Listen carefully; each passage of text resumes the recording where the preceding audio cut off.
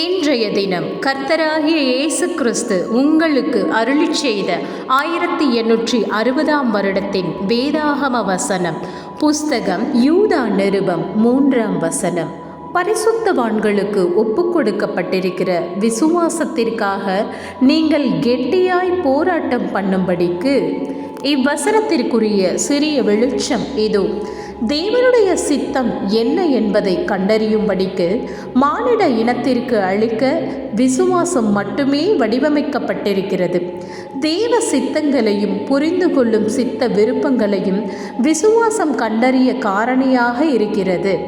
உங்கள் விசுவாசத்தை அது வார்த்தையில் நீங்கள் கவனம் செலுத்தவில்லை என்றால் அப்பொழுது அதை விட்டுவிடுங்கள். நீங்கள் தவறான விசுவாசம் கொண்டுள்ளீர்கள். அதை செய்யக்கூடிய அறிவு இல்லை.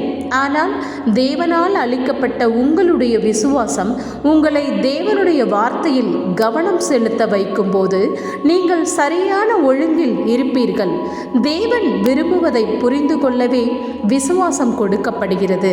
நீங்கள் அதை எப்படி புரிந்து கொள்கிறீர்கள்? அவருடைய வார்த்தையில் அவருடைய வாக்குத்தத்தத்தின் புகைப்பட கருவியின் மூலமே. இது இயேசு கிறிஸ்துவின் ஒரு முழு வெளிப்பாடாகும்.